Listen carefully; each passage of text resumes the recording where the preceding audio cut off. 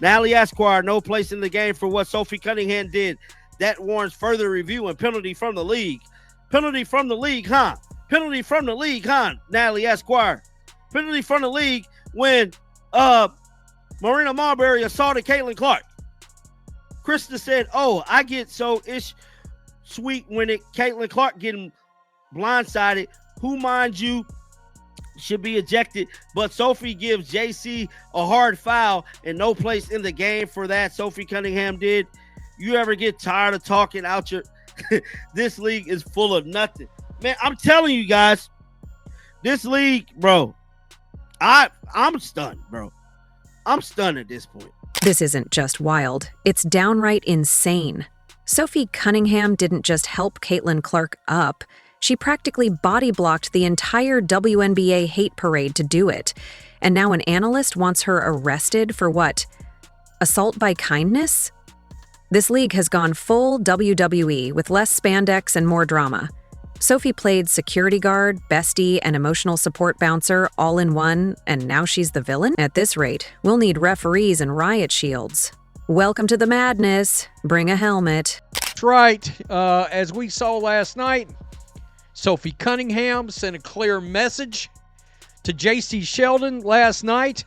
Of course, with the foul at the very end of the game. By the way, all of a sudden the refs were all about ejecting people out of games at that point. Much too late. It was a total officiating failure again. God, if it's not a physical incident, it's an officiating failure we're talking about. And frankly, that's nearly every day. Sophie Cunningham arrested. That's right, because in today's upside-down WNBA circus, standing up for your teammate is now a crime. Welcome to the league where common sense is suspended. Jealousy runs the court, and the referees are apparently too busy updating their resumes to actually blow a whistle. You want justice? Buckle up. We're about to take a trip through the most ridiculous meltdown in women's basketball this year. I mean, Natalie Esquire is literally going on a rant. She's going on a rant right now about this whole situation with the league and what they doing with Sophie Cunningham. This is crazy. This is crazy right now. Crazy work. Crazy work. So here's what really happened. Caitlin Clark of the WNBA gets body slammed into the hardwood more often than a WWE rookie. The refs? Oh, they just blink slowly and act like they're watching birds fly across the arena ceiling. And when Sophie Cunningham finally had the audacity to say, "Not today, Satan," and clap back on behalf of Caitlin, suddenly we've got analysts demanding she be hauled off in handcuffs like she just robbed a Chase Bank with a hockey stick. Shout out to Sophie, the trophy, half of the Blonde Bombers, Cunningham. Sophie Cunningham held it down. Sophie, let me know. I will Uber Eats, DoorDash you, whatever you want to eat tonight. You want some Popeyes? You want me to send you a Chipotle bowl? You want to go high end? You want some towel? Whatever you want, I will walk to Indiana. I will walk barefoot to Indiana to deliver it to you. Let's get this straight. Sophie Cunningham didn't go rogue. She didn't throw a chair. She didn't bring brass knuckles to a layup.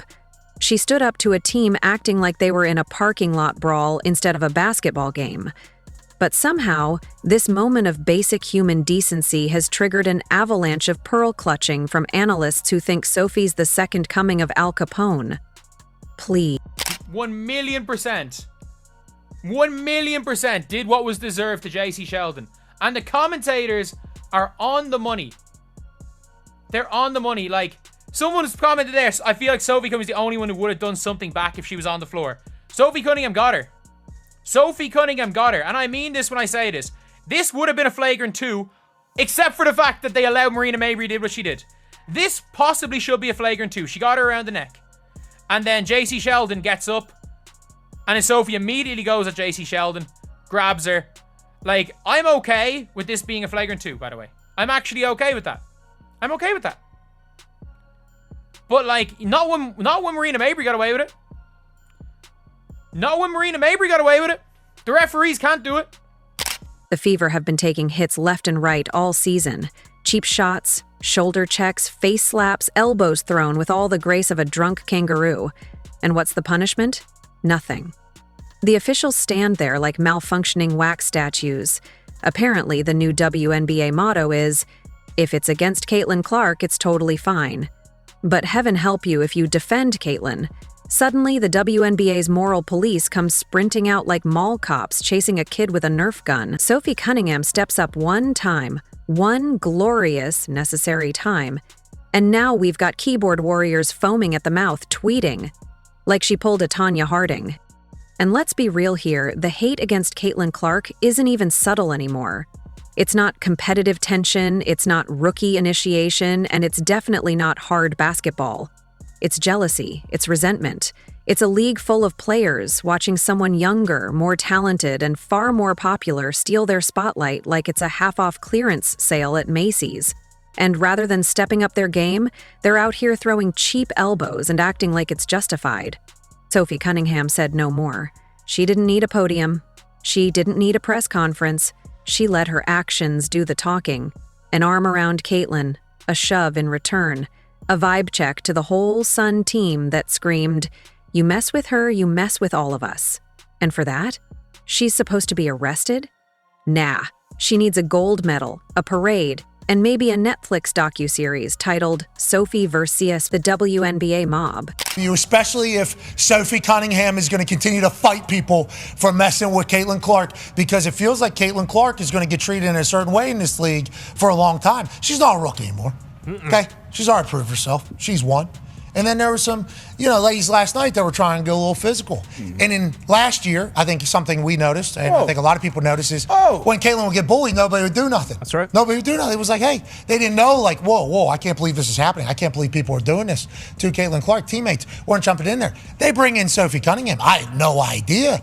Sophie Cunningham was a black belt at the age of 6. Yeah. Yep. Boom! Wow. JC Sheldon, that's cute. You want to poke her in the eye, then push her into a boom. And you know what's even more insane? The WNBA analyst demanding her arrest probably watched that entire sequence while eating popcorn and ignoring the 900 flagrant fouls committed by the Sun. Where's the outrage over that? Where's the demand to eject the entire officiating crew who apparently confused Caitlin Clark with a piñata? If anyone should be arrested, it's the refs for impersonating competent officials. Let's talk about the refs for a second. These guys are so blind, Stevie Wonder's starting to feel embarrassed for them. They miss more fouls than your uncle misses tax deadlines. The entire Fever roster could be turned into a UFC highlight reel, and these refs would still be blinking slowly, waiting for a commercial break. But hey, maybe they're just taking orders. After all, word on the street is that the commissioner's office is doing everything it can to humble Caitlin Clark, because God forbid the league's most exciting player actually shines. So now we're left with a conspiracy theory more believable than half the stuff on Netflix. The refs are just following orders from upstairs. If that's true, then it's not just Sophie who deserves a medal, it's every Fever player for not walking off the court and forming their own league. And can we take a moment to acknowledge how personal this attack was? The Sun team wasn't playing basketball. They were playing Mean Girls in sneakers. It was personal, it was bitter, and it was obvious. You don't need a slow-motion replay to see that Caitlin Clark was targeted like she insulted someone's grandma at a family reunion. And when Sophie stepped in, it wasn't just sportsmanship. It was self-defense. That's what they don't understand. The fans are speaking loud. There's no confusion. But fans don't like to be ignored. They don't. Well, it's a vocal minority. No, it's not. No, it's not. The new fans outnumber the old fans 3-1, maybe even 4-1. It is a vocal majority. What Sophie did wasn't assault. It was attitude adjustment. It was a long overdue reality check for a league that's become more concerned with maintaining its power hierarchy than protecting its players. Sophie Cunningham is not a criminal. She's a hero. The WNBA analyst calling for her arrest? That's comedy. That's satire. That's clown shoes on a full-grown adult. And speaking of clown shoes, Have you seen the reaction from some fans? Suddenly, everyone's a lawyer, a referee, and a behavioral specialist. They're quoting league rules like they passed the bar exam. They're dissecting slow-mo footage like it's the Zapruder film. They're labeling Sophie as dangerous while cheering on players who've been tackling Caitlin Clark like she's holding the last piece of cake at a birthday party. Newsflash, you can't have it both ways. You can't demand toughness in the league and then cry foul when someone like Sophie dishes it right back. If you want a powder puff league, go knit something. This is basketball. It's physical, it's emotional, and sometimes when the refs are doing less than a paperweight, it's downright necessary to stand your ground. And let's not forget, if you really want to start filing assault charges, you better get busy. Half the WNBA is going to jail. Every elbow, every shove, every trip, grab your handcuffs. The courthouse is going to need a bigger bench, but no, let's make Sophie the scapegoat. Let's pretend she was the one out of line for not letting her teammate get mugged on the court. This is the foul heard round the world from an angle. Look, Caitlin gets her eye raked. That's basketball. That is not basketball. Okay, there was a foul there that was just basketball. And look, I don't want to hear anything about race. That's a white chick. That's a white chick. And then white chick comes in and blows her over. This is not about race. Don't make it about race. I'm not going down that rabbit hole. This is about meal tickets. This is about not being absolutely ridiculous when it comes to the most important player in your league. Look, what if Caitlin Clark had actually dislocated her shoulder on that foul? Honestly, it's getting embarrassing. The WNBA should be thrilled that someone like Caitlin Clark is bringing in views, money, attention, actual relevance. Instead, they're treating her like an unwanted house guest. And now they're turning on the one teammate who had the guts to stand up and say, "We've had enough." That's loyalty. That's leadership. That's what every team should want. And now the fan base is fed up, beyond fed up. They're seeing the nonsense unfold game after game, and finally someone said what everyone was thinking. Loudly, proudly, and with zero apology. Sophie wasn't reckless. She was the answer to weeks of watching Caitlin get pushed, shoved, and treated like a rag doll at a demolition derby, while everyone pretended it was just tough defense. Let's be honest, the WNBA has morphed into a soap opera, and not the fun kind. It's less sports drama and more, everyone's jealous of the new girl, so let's make her life miserable. You know who usually acts like that? Middle schoolers. This league was supposed to be a showcase for talent, grit, and competition, not a reenactment of Mean Girls Elbow Edition.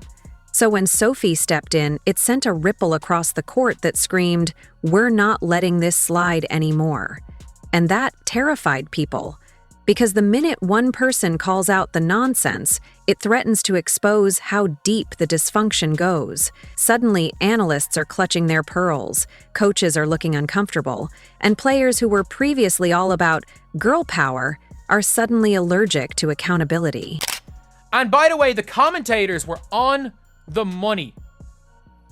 The commentators literally said they're on the money. They said that situation was on the referees. Because if the referees had just done their job earlier in the game, Sophie Cunningham doesn't have to try take one for the team. And that brings us to the most delicious irony of all. The people crying foul over Sophie's actions have been cheering on every other hard foul, shoulder check, and dirty screen against Caitlin all season long. Oh, but the moment someone fights back? Now it's a crisis? Now it's too far? Now it's criminal? Give me a break. It's not about rules, it's about control. Sophie disrupted the unspoken agreement that Caitlin Clark was fair game for abuse. She dared to say no, and worse, she meant it. That's what has everyone panicking. That's why the analysts lost their mind on live TV, shrieking for cuffs like Sophie had just committed grand theft.